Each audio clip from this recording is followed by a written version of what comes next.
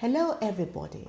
Today we are going to talk with the graduate of the University of Sheffield, Mr. Ajdar Ismayilov, who turned international education into successful story from foundation program to building his own business. It will be an honest conversation about challenges, growth, and real paths behind success. So Ajdar, welcome. It's nice to see you. Only 5 years ago you were student of foundation and now you're successful guy, having your own business, trying to do and run your own business and go your own way. So let's start from the beginning. So why did you choose to study in UK and why Sheffield? First of all, hello Miss Bestie.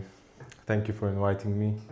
We have a long history behind us. Since my very childhood, I was in the school together with you. It's been a long time.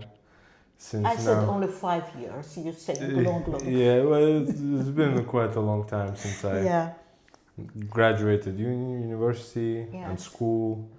It's been a long journey. But yeah. Full of events. Absolutely, yeah. Full of very cool, very fun, very random events. Mm-hmm. But it's what all led up to here, where now I'm speaking to your audience together with you. Yes. As you rightly mentioned, yes, I did graduate the University of Sheffield. And it was an advice to go specifically to Sheffield, which I got from you, actually, back in my foundation year. Yeah. It was 5 years ago, so 2021. And why UK? Why you decided to study in UK, not to stay in Azerbaijan, not to go in other country? Well, because since I was 9, I was in a British school. I was having British education, and we were learning a lot about British history. We had the British curriculum, and it's always that Britain and the United Kingdom in general always associated with prestige, that the students who usually go there and come back, they're a bit a level higher, I would say.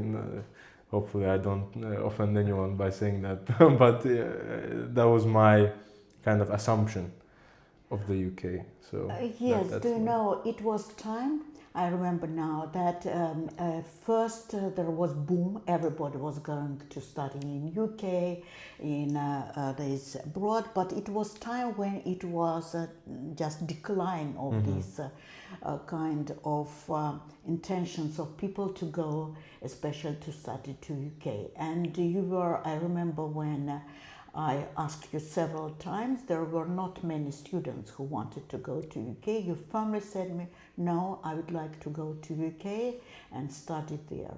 So what were your expectations? Well, the expectations never actually become reality.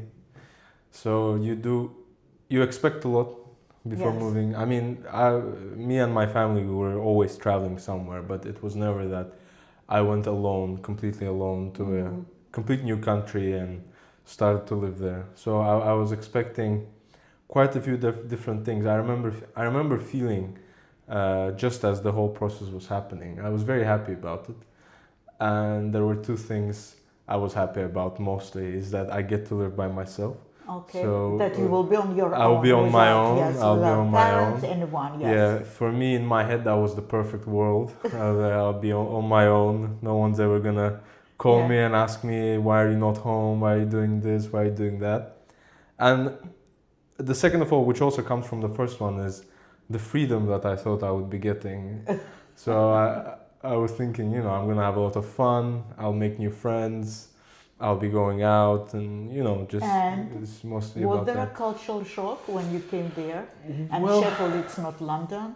It was your first visit to Sheffield. Yes, first ever to Sheffield. Have you ever been before to Sheffield? No. To be honest, I haven't been to Sheffield. Is it far from London? It's not that far. Even that I advised you to go to Sheffield, I was not in Sheffield myself. It's not that far. I mean, it was a 2-hour train ride. and the trains are super expensive in the UK.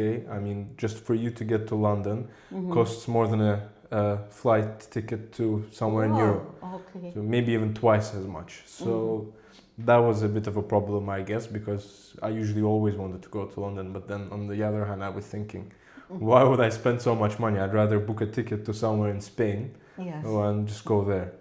But yeah, my initial feelings in Sheffield, I remember we arrived late at night with my mom. So we took a flight to London, and then right after landing in London, we took a train to Sheffield. And it was like 11 p.m. And my mom went to her hotel because she was very tired. Yeah. And I had 4 luggages, and I was left all alone, completely alone, to try and get to my accommodation, which I've never seen before. So what campuses are nice there? Yes, university campus. The university campus, yes. I guess the university is kind of spread across the entire city.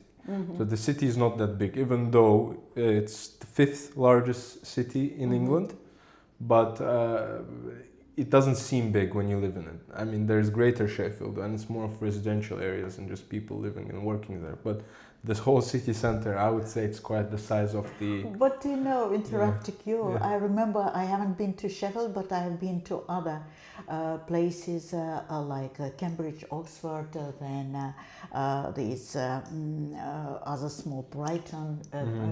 What's interesting about these places that during weekend they are dead because all the students going to London and is walking around. You cannot find you think that only you and is it the same about Sheffield, or it's as you said, expensive tickets? I guess cities stop like you to go to London.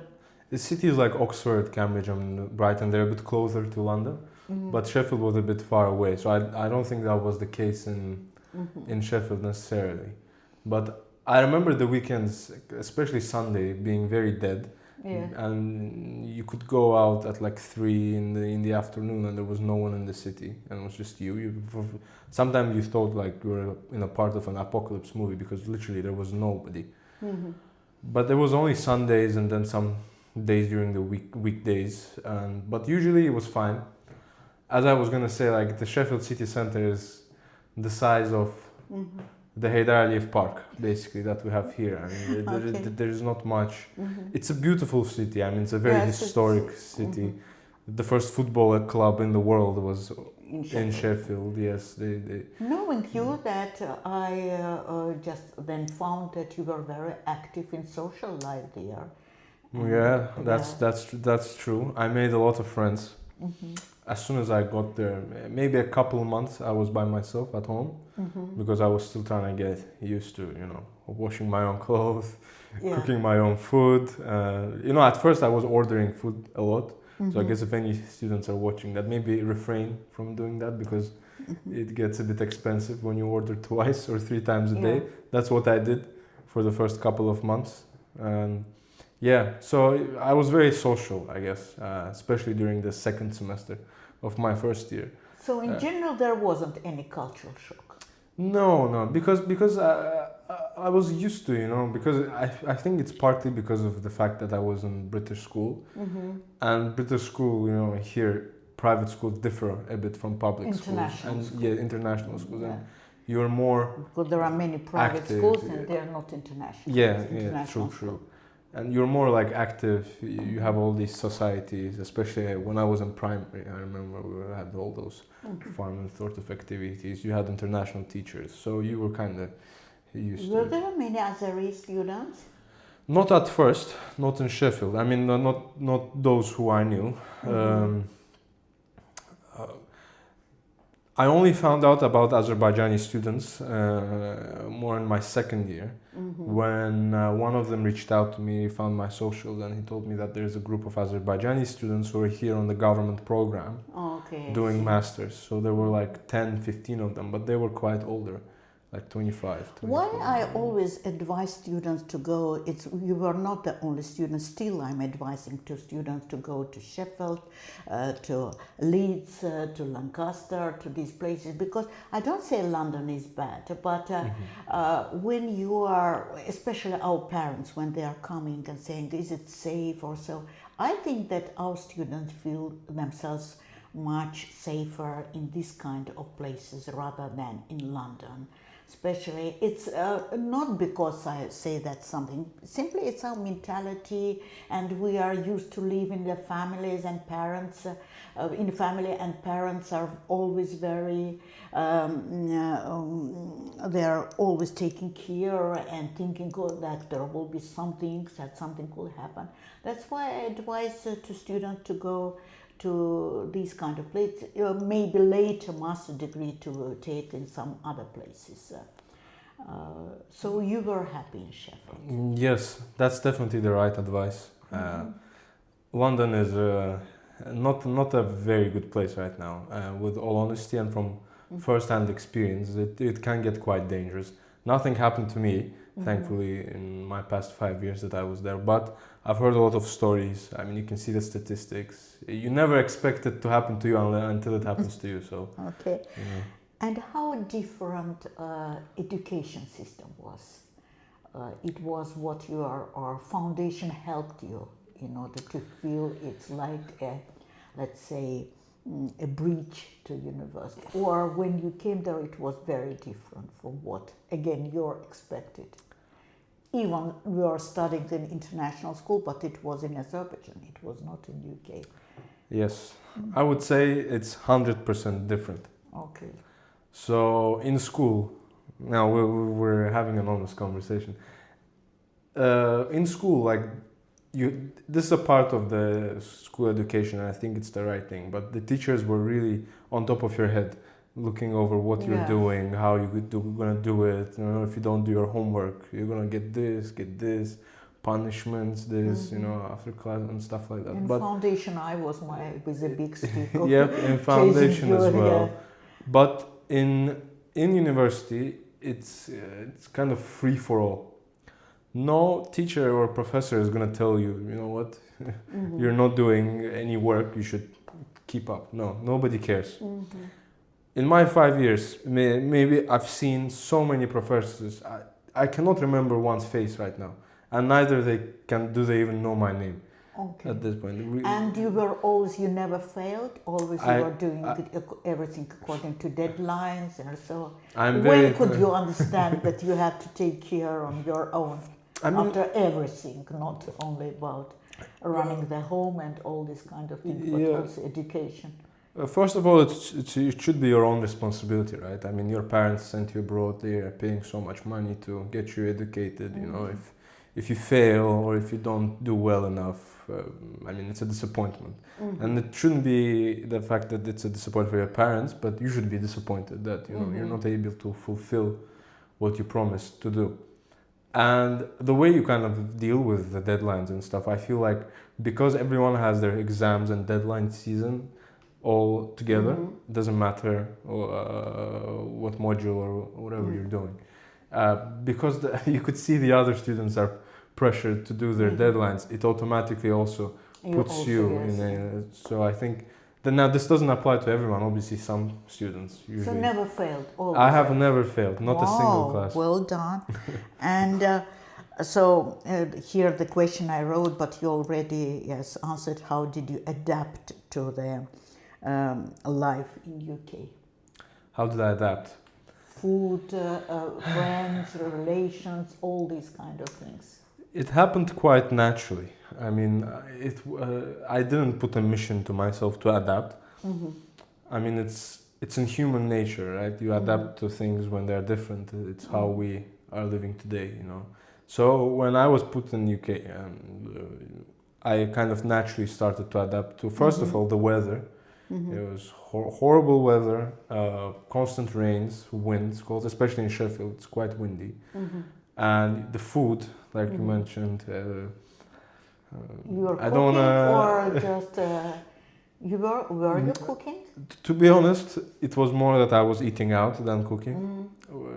But then even when you eat out, again, I don't want to offend the great English people, but the food there was quite horrible at times. I don't mean the English food, but I mean like in general, anything. You could go and get a doner or a kebab, right? That would taste also not so great. But maybe I think because I've lived all my life in Baku and our doners and kebabs and meat so delicious and great.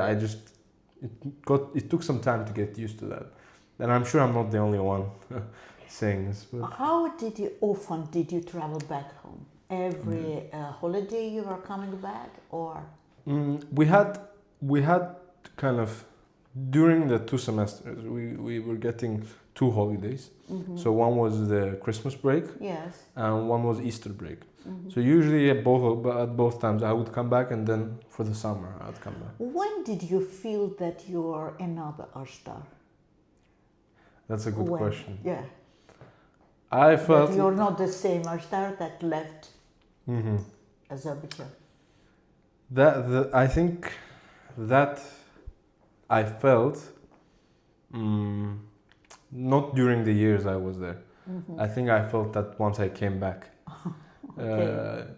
Another culture. In last August, after I finished my masters, Okay. I had a feeling that I'm not going back there again, because every time in the summer I would come back, I'd be okay. September, I'm going back. This time it was, I'm not going back. So And that time you understood. that time I understood. I've grown so much. So many things happened.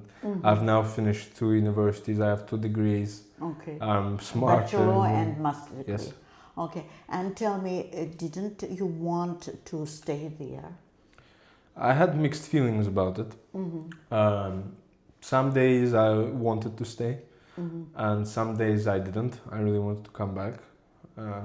The days I wanted to stay is because it was not because of living abroad, but because of the relationships I made there with my friends.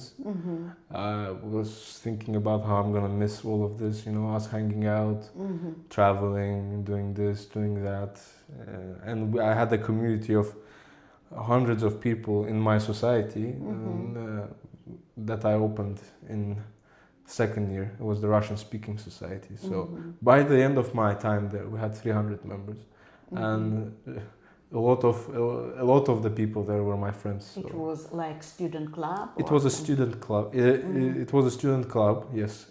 The reason why we created that, and I suggest to anyone who is going to the UK and is having trouble finding, let's say your compatriots.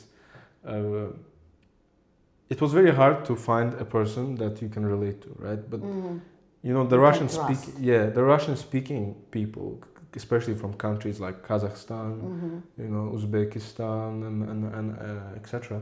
They were the closest that feel to home. Right? So maybe they were not Azerbaijani, but we had the same kind of a bit of the same culture, the traditions and stuff like that. And instead of finding them all one by one, I thought to myself, let them find me, right? So I created a society. I started posting, and then it kind of all came together. So Ajdar became like something common name. It's a very common name. It's a common name to this day, because I get people sending me sometimes follow requests or messages and telling me, "Oh, are you that Ajdar?" Some people here told me that. You haven't changed, because you were like this in school too. Simply you have grown.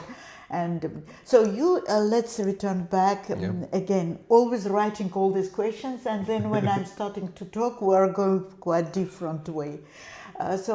Let's return to this moment. You came back, and reality that you have to come back and live in Azerbaijan, yes? Yes. And how did you feel, and what you was thinking to do, and how you came to the point that it's better to open your own business, or all these kind of things? Retell us this period of your life. Then we will go back again to UK. Well, I always kind of had entrepreneurial thoughts. I always wanted to have my own business. My first ever business was in 2023. It's when I came back here in May. I opened a small restaurant.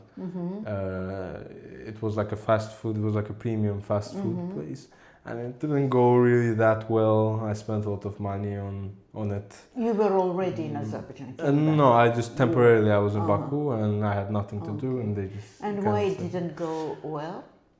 Well, why it didn't go well is more because of some operational and business kind of related problems. I don't know if you want to go into that. I can tell you. But no, if you don't want to. No, I mean it was just some bad strategic decision making, I would say, and the place itself was not the greatest. And yeah, as I said, some strategic mistakes. So after it, let's say.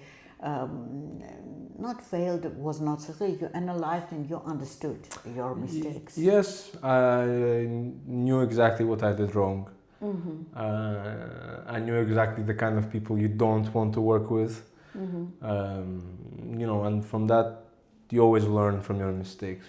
Do you know, sometimes our people saying you're, for example, studied in UK, and some other people go and study in UK, and then, as you said, you came here and decided to open some small business, some cafe or something like this.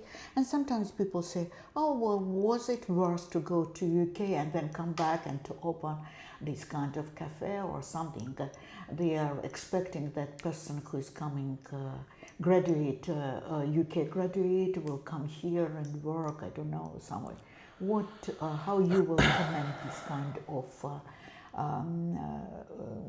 thinking of our people? That's a good analysis, and I'll tell you exactly how. First of all, when you go to university in UK, especially a Russell Group university, one thing that you will find in a lot of your modules and your professors is that they say the keyword innovation. Innovation. They teach you to innovate. In Azerbaijan, I would say they teach you to work for someone, but in the UK, they want you to be as creative, as independent as you can be. So, what you said is some people think that, all right, when they expect to come back and work in some places and, as they say, get vazifa and stuff like that. But it doesn't happen straight away. You need to experience. Some people want to work for the government, right? They want to be a government servant, civil servant. They continue with their own route. Some people want to do marketing. Some people want to do accounting. They continue with their own route. But not everyone is like that, and you cannot expect, a kid that comes back to straight away go and work for some. But it's a good experience, and I would recommend, for 2-3 years to work. To work for someone. Yes. Okay, definitely. but you didn't go this way. I did internships. I did a lot of internships in the summer. In summer. So, here in Azerbaijan or? Yes, in Azerbaijan, because. So it was good experience. Yes, 100%.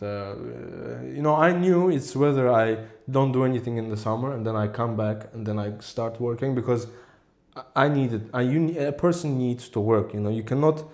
It's very rare that you become a very good CEO or director straight away, right? You first need to kind of course, mop the floors, and then you should be experience. Yeah, so you need that experience. So, and your change of Ajdar, it was something like this, that you wanted to create, to innovate, to build something. Yes, always. Yes, and I wanted to do it for the country, and because I feel like there's not many people that here are bringing something out of the country.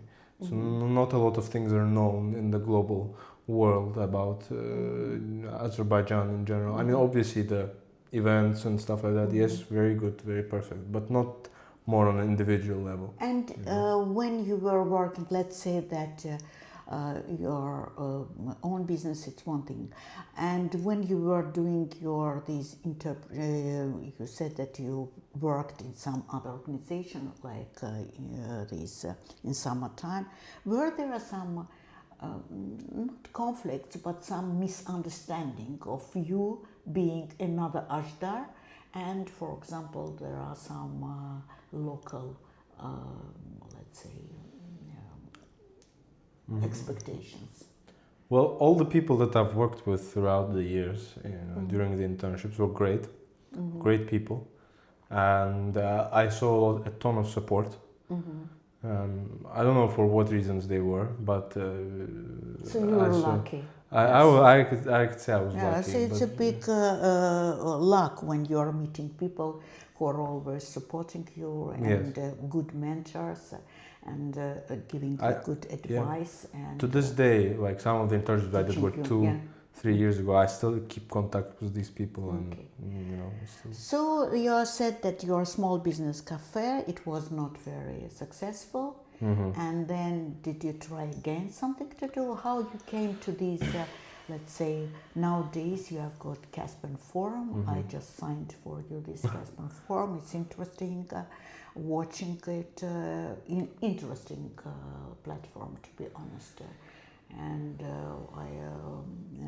I'm sure that it will be successful. Hopefully. No, after the cafe, I didn't do anything.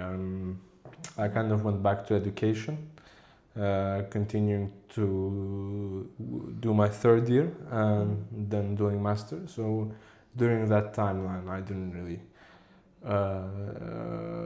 do much work except working at Costa Coffee.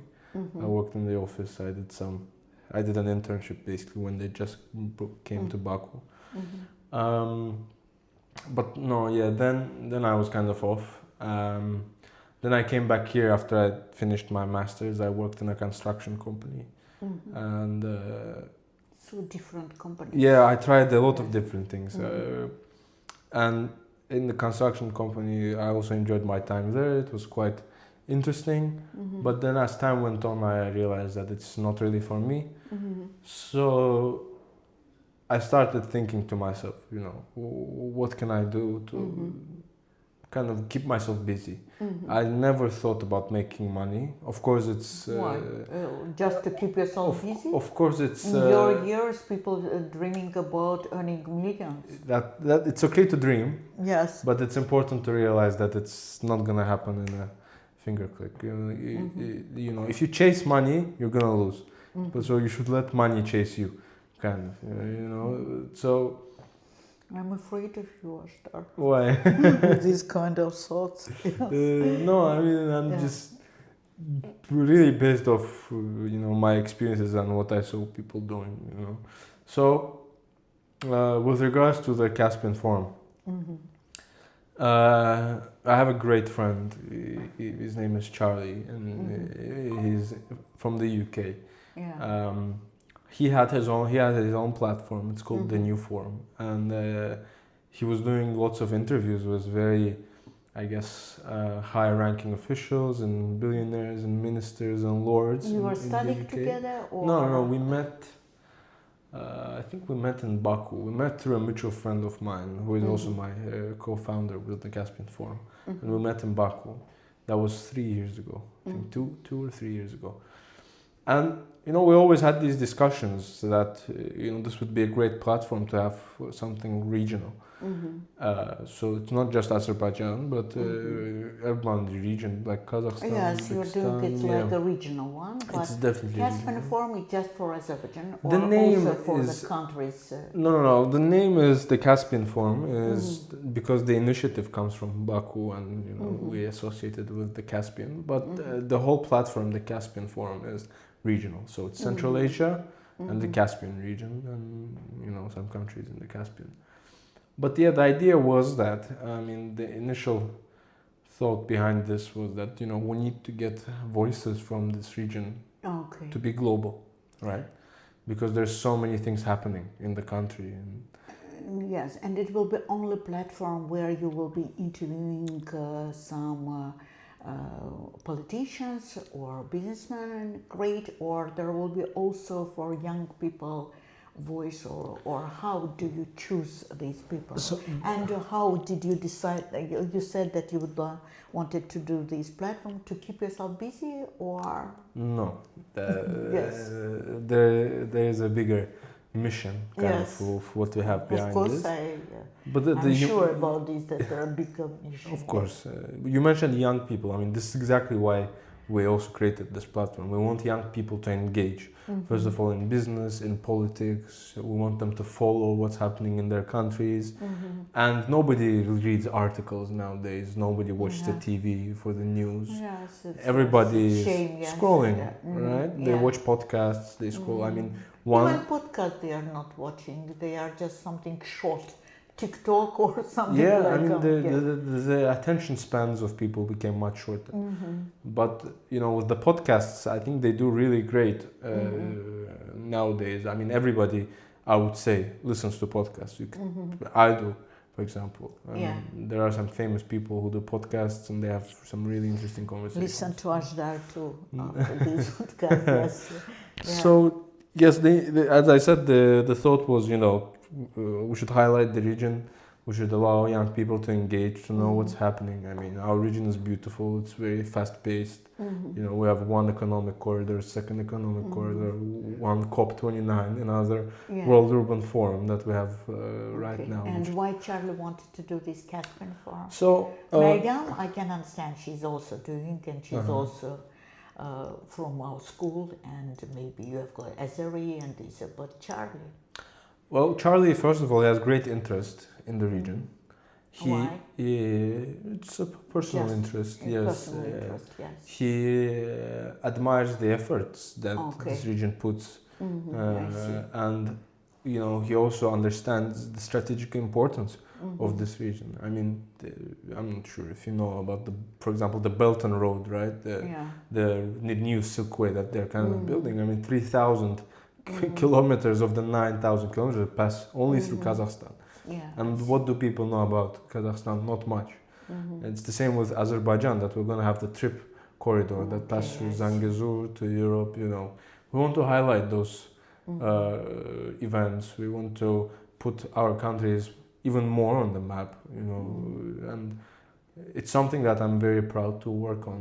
And, so. But still, you are targeted more famous politicians, businessmen, and these not for now these other people. Yes, we have co-founders, young people, but you not like yet. to We aim for as you said, we aim for higher ranking officials, people in business. And one of the person that we had was Emina Galarov, for example. I'm speaking about the Caspian Forum. We had a few ambassadors from Kazakhstan, Azerbaijan. To be honest, yes. I listened. We had in Kazakhstan they have like a stock exchange, AIFC, so it's called Astana International Financial Center. We had the governor or the president of that on our platform as well. Those sort of interesting governors or leaders who play a role in a change. Does it take a lot of your efforts, time? Is it difficult? And is your UK education helps you help you in this? Well, does it help you? Of course, it's difficult. I mean, the most difficult part is inviting the person, right? So, anyone could be hesitant to doing an interview. It may be due to their personal reasons, they just don't want to. It may be due to some other reasons, maybe due to time constraints, right? They do not have time to, But I think over the time, I mean, our mission is to make people understand that, by doing an interview, you really help the cause, right? It's not about only putting you on the platform, but it's also about being the voice of the country that you're representing. So we hope that we have a great list of interviewees. I mean, I'm only talking about the Caspian Forum. I mean, the great ambassadors. Emina Galarov, he was great, and hope we'll have even more great people in the channel. Plans, yes. Yeah, we have a few people in plans. I cannot give names, but of course, yes. Yes, it's very interesting, and I'm very proud of you that you are doing these kind of things. And for now, even I could see that for a short time you're getting more and more followers, and We're growing, were signing for. Even I joined you and subscribed. It's just a week ago, but even a week later, I could see that how many people joined, Yeah. and it was interest people watching it. So you think that for now you're busy with this, and you think again I will return back to education again. You're just you think that it's you studying abroad in UK, it's helped you to be innovative, to be more creative. Yes, it's this. 100%. Yes. Yeah. I mean, yeah. You know, you mentioned that, and I absolutely love the UK for that. It's because, you know, I'm a foreigner there. I'm a student, but Yeah. I'm a foreigner. But I didn't feel like not at home at some point. I mean, in regards with the people, very kind. You know, the English And people. Ajdar, what I want to ask you, what was your major when you were studying? My major, my bachelor's was in business management, and my master's was in international business operations. Okay. So my question to you will be like this. Do you think that when we are studying, we are getting this major, and then we are going to big life, yes? Do you think that we are always following our majors, or people should be more, much broader looking at around and do what they like, or what do you think about this? Do you think that they have just stuck what they have learned, or do you think it's life experience gave to you these kind of things, or how did you come to this kind of idea? For example, sometimes people think that if it is business, I studied business, international business, I have to be a manager, I have to be this, but you're trying different businesses and doing these different things. I wouldn't Do you say think that you will continue to study, to take some trainings, to or study. it is enough for you what you have got? I definitely don't have any plans for now to study. But going back to what you said about do people always have to follow their majors, I would say no. You never know where life takes you. So, for example, one big example of my father, who during the Soviet times he finished the School of Engineering. And if you ask him if he knows anything about engineering now, he doesn't know anything about engineering actually. He went on a completely different course to Business? Yes, in business he went to do something completely different, not even related to engineering, and he was quite successful at it. I've seen a lot of my friends who finished some different majors. Some did aerospace, some did, but they had an opportunity come to them to become maybe a coffee shop owner. And you know, why not take that opportunity? If you're good at it, why not do it? You don't have to stick to one thing. I mean, it's not the medieval times. And if you remember, the slogan of the school was, it was school everywhere return, one lives and learns. Yes. That's why. So, and what will be your advice to people who would like, who just starting their way, for example, applying, I'm still doing foundation, not this foundation I'm doing now, IFG foundation, and so it's also English, British educational provider. So what will you advise to the people who are just starting their way in education? Will you advise them to go and study abroad, or what would you, or it would be better to stay at home? Some people say, why to go somewhere? It's so dangerous to go to study abroad. It's better to stay at home.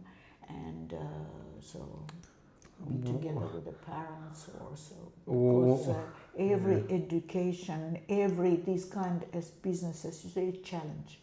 Yes, a challenge. well, whenever someone tells me that, I always argue, and I say that no, it's wrong to think that way, because when you go abroad and study abroad, first of all, the world you see it becomes much clearer and much bigger. If you're, for example, in your local, in your home country, and you're continuing your education in your home country, you're gonna be only stuck. You're gonna have.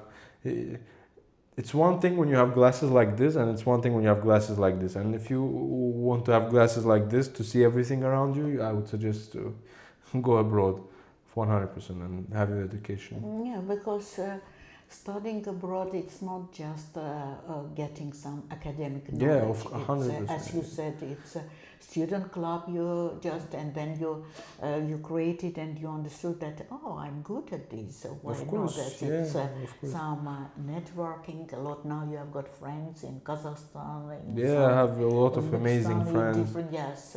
all So across the world. studying abroad, it's of course life experience. It's many friends. So will you advise students, the young people who would like Absolutely. I'm a great, not only education abroad advisor, but I'm an ambassador for the UK. I say if you have to pick one place to go study, it's definitely the UK. I know it's not the best timing right now, but in terms of the people there, the education there, the universities, the prestige, everything. I mean, UK is amazing. It's an amazing place, an amazing country. So. Thank you, Ajdar. It was interesting to hear for these stories from you, especially.